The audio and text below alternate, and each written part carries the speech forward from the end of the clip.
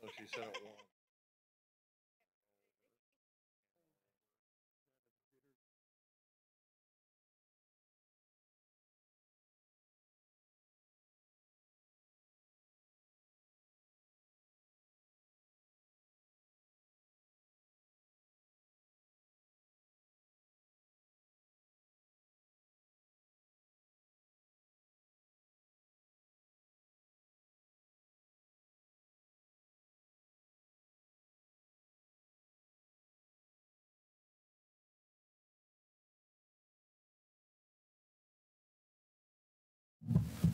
We'll go ahead and call the meeting to order. I'm not Kate Parker, who is president of the school board. She is out of town on business, so you've got the B team. I will do my best to lead us through, and I will turn it over to Dr. Maher to introduce the Education Foundation piece. Thank you, Mr. Alberty. And for those of you in attendance and those of you listening, I apologize in advance for my voice, but it is what it is. We have with us today members of the Education Foundation to talk about the considerable work that they have done and to paint for us a vision for their future. Now, I know as a board, you know the work that they do, but I think maybe for a second, I'll just kind of paint a picture of what I've seen in nearly 3 years of work in the district. And what I've seen is a foundation with great desire and great volunteerism to make a difference in the lives of our teachers and make a difference in the lives of our kids. And they do what they do without anybody paid to organize what they do. I find it amazing that our foundation gets done what they get done.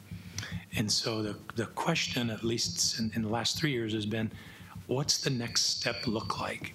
And I think today we're here to have that picture painted for us. From the Education Foundation, we have in front of us today Deb Koski, Stephanie Gongopoulos, and Vernon Brown. And I want to thank you all for the work you've done and for the vision you have, but more importantly for the time that you're going to share with us today. So I'm going to turn it over to Stephanie? Yes. Okay, thanks for being here with us today. Thanks for having us. So today we thought we would talk a little bit about where we've been and where we're going, or where we envision going. And so just wanted to recognize before we started off our incredible board members. Just as Dr. Maher mentioned, we've got a great group of volunteers. I've served on a variety of boards. Oops. And this is by far the most rewarding one that I've been on. And I think it's because our board members are so committed. They're so passionate about education. They're very engaged. They attend meetings. Whenever there's something to be done, someone always volunteers and jumps right in to do it. And it's also fun to see just the process from the very beginning as we raise funds, as we get the teacher grants in, we distribute the grants, and then we get to go back in the classrooms and see the impact on students. And so you get to see everything from beginning to end. And so it's been a great group to lead, and I've been honored to be a part of it. Our mission, we actually updated this a little bit, tweaked it a little bit at our strategic planning session last November, is we champion teachers and students. For some reason, it keeps jumping ahead. By encouraging, promoting, and funding creative and innovative teaching strategies in order to enhance and enrich the education of all Sioux Falls Public School students. So a little bit about where we've been. I've been on the board, Vernon and I have been on the board for 6 years now. And when we first started on the board, really the primary focus was to raise awareness. And so we spent a lot of time not only talking about the purpose of the Education Foundation, but also raising awareness among teachers about the grant programs. Oh, babysit. Thank you. I'm not sure why it keeps jumping. About the grant programs that we have available. And so you may remember that we used to sponsor the President's Bowl raffle so that we could tell a little bit about the Education Foundation to all the spectators at that event. We also had a golf event that we sponsored for a number of years. Today, we sponsor the teacher swap meet, and then we also have our Innovation and Education Breakfast. We also recruited educators to serve on our board. Right now, about a third of our board members are educators, and they've done a great job of spreading the word among their colleagues about the grant programs that we have available, and so that's been a wonderful addition. And then we've met individually with local businesses and organizations. These are a lot of times one-on-one meetings where we tell them about the Education Foundation, and we've been very successful with that. I wish we had more time that we could go out and meet with more businesses and more organizations because it's hard to say no to us. Most of the businesses and organizations, they are connected to education somehow, and whether they are a product of the Sioux Falls Public School System, or they have a child, or they have employees that have children in the Sioux Falls Public School District. And so we have a very compelling story to tell. And our efforts have paid off. In the last 3 months alone, the Education Foundation has been featured on Kello, KDLT, KSOO, as well as the Argus Leader. And I have to thank Rob Swenson for a lot of this. He's done a wonderful job. He creates a monthly newsletter for us, and then he does press releases to the media. And so it's been great to get a lot of publicity, particularly in the last couple of years. And we've also increased awareness among teachers. We just wrapped up our innovation and grant application process at the end of February. And we had a record number of teachers apply for those grants. We had 62 teachers apply for a total of $208,000, which was almost double of what it was last year, as you'll see on this next slide. So on this slide, the blue bars are the grants that we've awarded for the last 4 years, and then the red bars are the number of applications that we've received. And so you can see the huge jump in the number of applications received between last year and this year. And if I can make a comment, they're stellar applications. We want to fund every single one of them. And to me, as a fundraiser, this is our case for support right here. This is the kind of need we have. These are the best of the best teachers we have who want to do something unique, innovative, different, special. And they're asking for pretty minimal amounts usually to do these things in the classroom, and we'd love to be able to fund them. It'd be easy to go out into the community and ask people to support these kinds of projects, but we are limited by time. And so when I see this and think, okay, we're funding $50,000 of $200,000 worth of requests, it's just a really easy way to show people that there's truly a need for more funding. And so I look back, and in 2009, we awarded $14,000 in grants. And as Deb just mentioned, this year we're planning to award $50,000, so we've more than tripled that amount, which I'm really proud of. But like Deb said, I wish that we could do more, because you can see that our fundraising is not, or the demand is outpacing what we're able to fundraise. And then our endowment balance. Today, our endowment stands at about $113,000, or at the beginning of the year, that's where it stood. Admittedly, we haven't been able to spend as much time growing the endowment as what we would like, but it continues to move in a positive direction. And we also have been really pleased. There have been a couple of bequests that have been made to the endowment. We don't know the exact amounts, but we know that those bequests have been made in the past couple of years. And so where are we going? We know that there's a definite need for the Education Foundation in the district. You can see the growing demand for the Innovation and Education grants. And we'd also like to have more capacity to help fundraise for some of the school district strategic initiatives. And like I said, we have a compelling story to tell. I know Vernon and I made an ask once, and as we were sitting in the lobby, we were going to ask for $5,000, and at the last minute, we decided to ask for $10,000. And guess what? We got $10,000. And so I know that there are a lot of businesses that want to give back to education. They see its importance in the community in terms of building community, in terms of workforce development, and they just don't know how to give back. So I honestly believe if we could get out in front of a lot of these businesses, there's a ton of potential. We've also spent the last 2 years putting together a comprehensive strategic plan.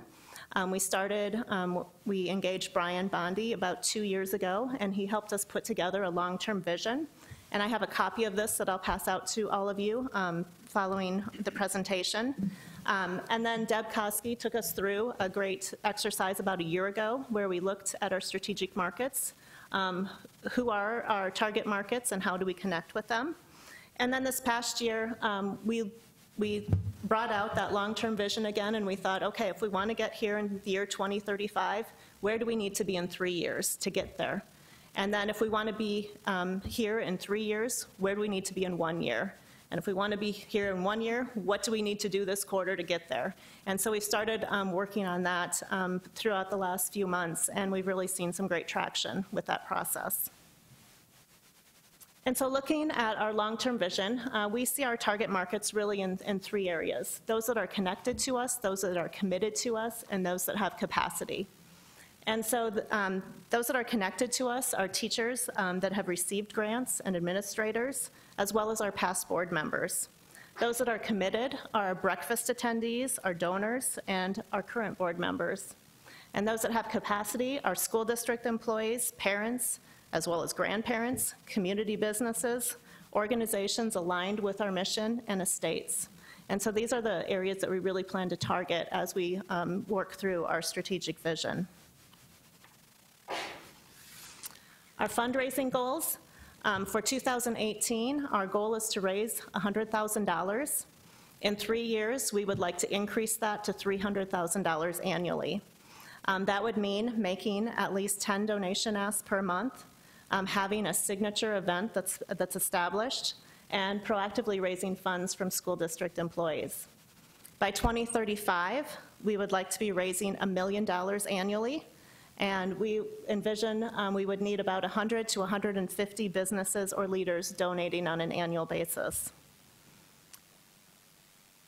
For the endowment, like I mentioned, our current endowment size is $113,000. By the end of the year, we'd like to increase that to $119,000. By 3 years, we hope to be at $150,000 with an established plan on how to grow the endowment going forward. And then our long-term vision for 2035 is to be the largest public school K-12 endowment in South Dakota with a 3 to 6% annual growth rate. Our vision, as far as impact, 3 years, as I mentioned, we'd like to be more aligned with the school district strategic plan so that we can be actively supporting that strategic plan through any fundraising needs that the district may have, and be a true ambassador for the school district's needs. By 2035, we'd like our new teacher grant program to be at $500 per new teacher. We were excited this year when we doubled that program from $100 to $200 for each of our first-time teachers, but we'd like to increase that even further. And then also by 2035, we want to be impacting every school every year through our grant program. There are a few obstacles that are in our way for achieving the vision. The first is that our board has a limited number of fundraisers. We have about just a handful of board members that have experience fundraising, and so that has an impact on us. We also do not have any full-time employees dedicated to our mission. We did extensive research in 2016 where we looked nationally at education foundations as well as locally. And most education foundations in districts our size have an executive director position. In South Dakota, the education foundations in Watertown, Rapid City, and Pierre all have full-time director positions. And so today, we're here to ask your consideration to approve hiring an executive director in 2018. We envision that the salary would initially be paid by the Sioux Falls School District, and that it could gradually be transitioned over to the Education Foundation if we so chose. We estimate that the salary to be about $70,000 to $80,000. We visited with Brian Bondi, who is aware of several positions, executive director positions in the community, and also relied on expertise from Deb Koski in that area. We envision the benefits to be paid by the school district, and we've visited with Dr. Maher several times during the past year, and he has indicated that there is office space at IPC for this individual. And then we also envision that they would report to the Education Foundation Board. And so I guess I'd open it up to Vernon or Deb if you guys have any other further comments. Sure. Any other comments at all before we open it up for questions? I guess I would just add that when we did our research, I guess I want the group here to understand that, we came to you after I feel doing at least a good 2 years worth of strategic planning, looking to local experts, going through, a really hard look at where we'd been and where we felt we needed to go, and then looking at other education foundations to really look at best practices.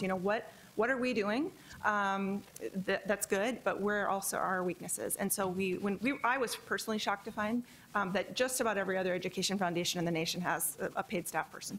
And they're much more closely aligned with the school district, the school system. And so I think that's really, I want you to know that. We did validate our assumptions. And I really believe, I know this community, I've been in a number of roles here in the community, United Way, and now I'm at Sanford Health Foundation. This is one of the most generous philanthropic communities in the nation. That's probably well known to most of you. But I really, in my time on the board, which I think has been 3 years now, I haven't encountered one person that I've talked to about the Sioux Falls Public Schools who hasn't had a favorable reaction to supporting what all of you do. So I just know that there's a strong case. There would be strong support. I myself, along with Stephanie and Vernon, have talked many times about how we are passionate and dedicated. I myself, as a parent, I can't believe the amazing education that my kids get. But I have a full-time job, and so do these guys. So we know that more needs to be done, and I really think that with the guidance of all of you, as well as us, we could really make some great strides in a short amount of time with a full-time staff person. Questions? You want to walk them through that briefly? Oh, sure. Yeah. Do you mind, Stephanie, maybe if I rambled for just a minute? No, that would be great. First of all, when they said Dr. Maher is supportive, I don't know what they're talking about. I don't know. Actually, I'm incredibly supportive. And to reiterate one thing that I think Deb said, I think you've taken a very methodical process. I know you didn't just come up with this idea last month. In fact, the four of us met November or something like that, a while back when this was really getting formed. I know you have talked about this for quite a while. I guess a couple of things I would say. Number one, that I think it is fact that most education foundations have an executive director. In fact, Kearney, where I came from, 1/5 the size of Sioux Falls, and I had an executive director. And I don't think it's important for us to have an executive director just because Kearney does, or Mitchell does, or Watertown does. But we raise, in my opinion, an amazing amount of money with folks who have full-time jobs. If we could have an executive director who got their marching orders from this board and had an opportunity to work in between those meetings on the initiatives that the board put forward, I can't imagine the amount of money that the foundation would make. And I think we would realize that in very short order. So I do think that there's reason to believe that this would be an investment by the board, a short-term investment for a very long-term gain and return on that investment. I really believe that would be the case. I would even say that they're probably banking on that because they look for an involvement from the school district for a brief period of time and then have this position sustain itself over time. So that's another thing I think that's very important. I really believe first of all, what an ambitious goal, $1 million a year in 2035. That's not very long from now. And that's a lot of money. But if you can imagine spending $100,000 a year to get $1 million a year, boy, let me know where I sign up for that, right? And I think you could get there. I really do.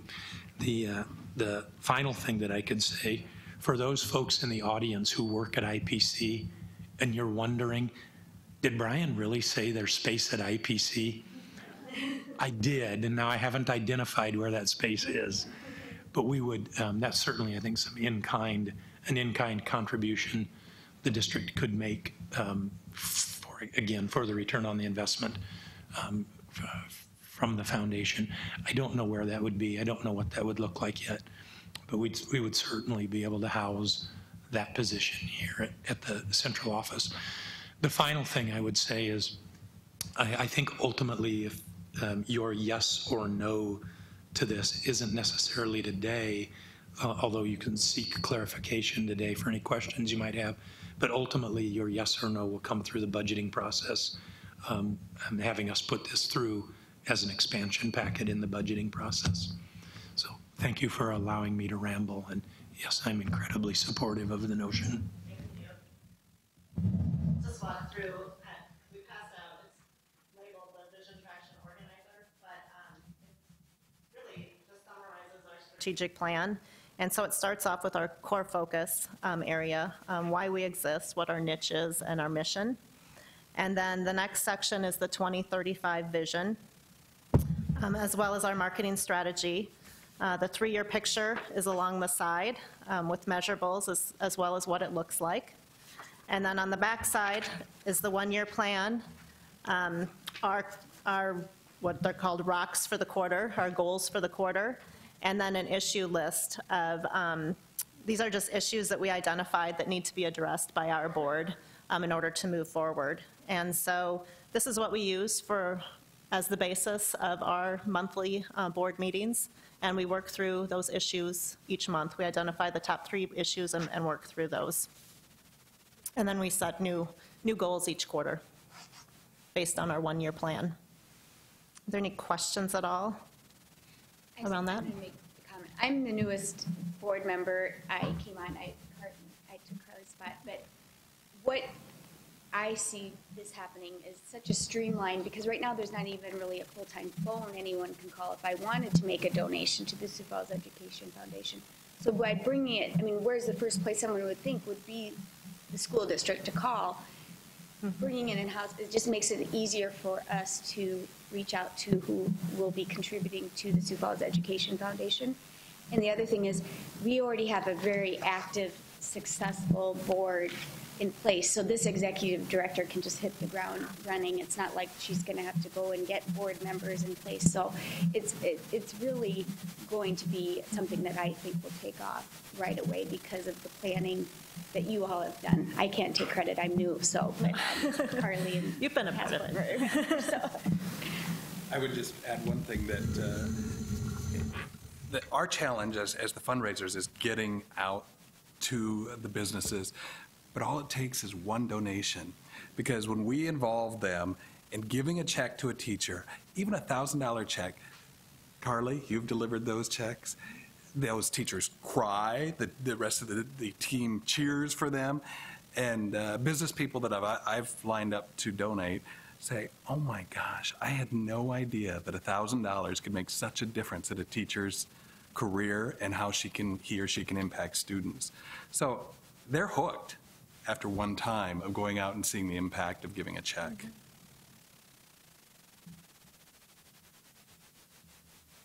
I had a couple of questions. Would you be looking for somebody locally to fill that position, or how would you go about? Ideally, anytime you are starting a fundraising effort, you want someone who has local connections and local contacts. That doesn't mean that they would have to be. It would be a quicker startup. Sure. If it was someone who knew, oh yeah, I know someone at Lewis Drug, or oh, I know someone. That being said, if we got an excellent candidate from another community who had fundraising experience or executive experience, I think we'd certainly look at them. And how much of their time would be spent fundraising? We've also talked about that. I have some experience in my background with productivity. and metrics for fundraisers and how many, visits, asks, and closes one should make. And so after an initial startup period where that person would have to get to know, the school district and would have to know, get the case for support put together. I think, what Cynthia said is correct. We've really done, not to pat ourselves on the back, but especially Stephanie, I have to give credit for, the structure is there. So someone doesn't have to come in and create policies and procedures and, financial statements. It's all there. And that's normally what an executive director in a new situation would have to do. So again, a quick startup. So I would say within the first 6 months, the expectation would be that the majority of their time is spent fundraising. True. Thank you. And I think the board can continue to play an important role if it is someone from outside of our community of connecting that person with local businesses and organizations. There's no season for our fundraising. It goes on year-round. Year-round. Any other questions? I'm just excited because when I was on the board with you guys, this was a big topic that we talked about quite frequently. So I'm excited to see you all here with a product and a presentation to say, here's where we're at and how we want to move forward. And so, again, like Vernon said, going out and presenting checks to teachers and even just looking through, I'm not an educator, but wow, the ideas that our teachers have, whether it's a kindergarten teacher or a high school math or science teacher or whatever it is, they're out there searching and finding innovative ways to engage our kids. And so they're all such important projects and ideas that they submit, whether it was $58 or whether it was, $2,500 or whatever it is. And so this is really exciting, and I hope that we get that bang for our buck right away, and we can get more grants funded immediately for our students and for our teachers. And I think on the other side of that is the new teachers, and we, as our population of teachers that we currently have continues to age, we're going to have lots of retirements, we're going to have a lot of new teachers, and the expenses of starting up a classroom are huge. And so to think that we did 100 and now it's at 200, and I love the goal of 500 because that can really make a huge difference in a teacher's classroom. So not just the grants, but trying to get people into the profession and supporting them during that first year, I think is so important too. So I'm very supportive all around. So thank you. I think it's amazing what you've done without an executive director. I can't wait to see, should this happen, what you guys will do with the help. Thank you for being here today. Any other questions?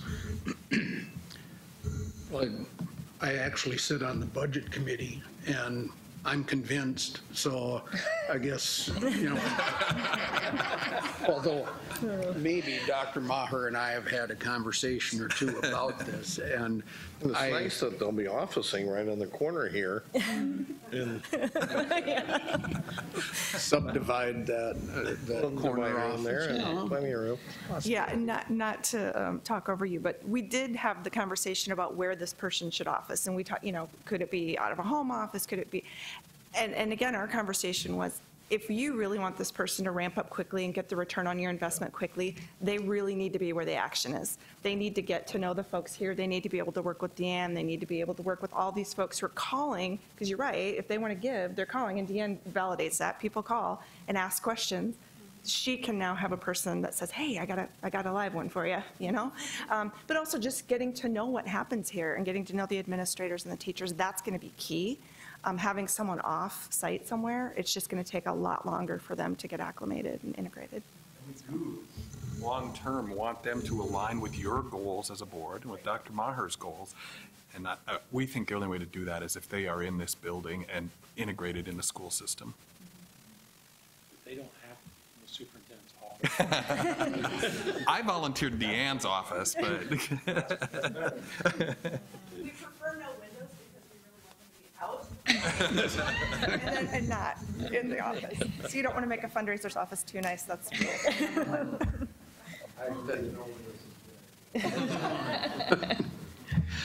All right. Well, thank you very much. And I am convinced my first 3 or 4 years on the school board. I was on the foundation board.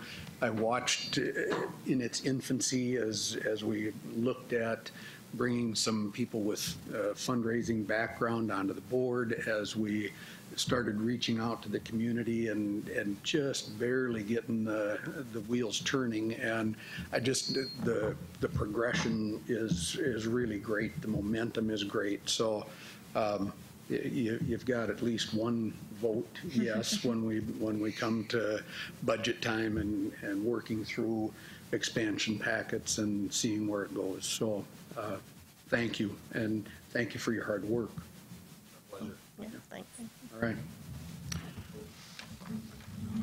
We will move on to committee reports. Mr. Tulkey. As you might know, we just wrapped up the Summit League with the Sports Authority. It was incredibly successful. Go Jacks. Who won the I'm men's not and sure. I women's? was unable to pay attention. So I'm not sure who won. I was snowed in at home, and the interstates were closed, so I was unable to get out. It was a great event. It was the second largest turnout that we've had, and I believe last night there was 11,000 people in there. So what a great thing for Sioux Falls in general, and to have the 2 South Dakota states. I'll just say this, I'll tell you who won. South Dakota won, and the state and the city won, so that was good. Had a PTA meeting. I accidentally ran into a quarterly meeting, and so it was a great meeting. I think that they're really struggling with keeping that open.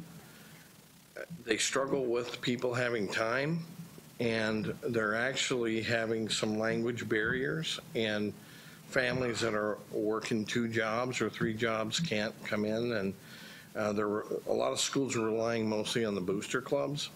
So I mean, it's a shame to see it in the shape that it's in, but I don't see a solution. I'm hoping that they can fill the state and local president spots and vice presidents, but I'm concerned about its future.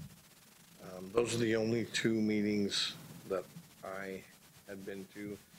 Cynthia covered me for insurance while I was at Teacher of the Year. And guess what? We're going to have a Teacher of the Year. Really? Can you give us any hints? It's not you. Oh, you're not a teacher? You're a teacher. I'll tell you this, it's a teacher with the school district. Okay. Sioux Falls Education Foundation, we've been getting ready for this presentation and for the grant program, and as she announced, we had a record number of grant applications, so really excited for that process, and they've started going through those. Affordable housing, we have not met. Insurance had a meeting, and they sent out all the bids for next year's plans, and it looks good. It looks like our increased average will be 4.77 for the district and 4.46 for the employees or staff. So really much lower than the national average. So due to our good performances over the years, we're continuing to keep those costs pretty much in check. The one that's still out there maybe is the FOIA, that one still hasn't come back what that amount is going to be yet for that, which is our stop loss for over the 300,000 per individual. Calendar committee, we have been meeting, and I think we have a final calendar. I think we're done meeting now, and I think it was a unanimous vote. The one good change that I thought came out, and I think that was unanimous as well, was there's 2 dates that were kind of in that March timeframe, and now that the boys and girls state tournament is the same weekend, that opposite weekend, we said, why don't we move those 2 days off to that so that we're not having teachers and coaches and students missing school, and that's where that calendar is going. We'll probably present that in a few months with that, since it's not for next year, it's the following year. It's not on, we need to be presented at that point. But that committee has resolved. And we won't meet again based on yesterday's day off. That will just be okay, perfect. Workforce development, I was not able to make it till the last meeting. Oh, sorry, go ahead. Yes, but nothing regarding our committee. Okay. I was unable to make it to workforce development last month because I had a work meeting. Deanne, do you have anything? I know we just have been working on our. The continuation of, redefining workforce development committee through the chamber and what its role should be in that space.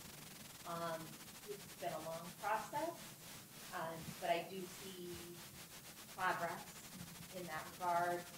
Conversations being had that maybe were, we thought we knew, but we really didn't. And so it's very tedious, but it is proving to be important. Valuable, yeah. Okay. Cynthia talked about calendar meeting. We have a PATH meeting tomorrow. We did not have one in February, and we haven't had a policy meeting because we're meeting more quarterly. So that's all I have. Budget committee on the 15th, we have the big half-day session, and we will look at expansion packets, and hopefully by then we'll have a better idea of what the legislature is going to have for any additional funding for K-12 by the end of this week. I hope we have some numbers, and we'll be able to plug those in as the budget committee meets. The Southeast Tech, we have our monthly meeting coming up just after we get done with this session. A lot of good things, as we've discussed in the past at Southeast Tech. Enrollment numbers are up. Retention is good. Just seeing improvement across the board. Talking about things moving forward and how we continue that increase. As President Griggs says, 2 semesters of increase doesn't really indicate a trend, but we've turned a corner, and I think we're going to see more positive things. Will be more conversation about where we go with the vet tech program. That's something that we've all spent time working with and working on to see if we can't find the space and get that new program going and take over where Globe University had the program. And for me, I think that's it. And anything else to come before the group? Then we will adjourn and reconvene at 4 o'clock for the STI portion. We are adjourned. Thank you.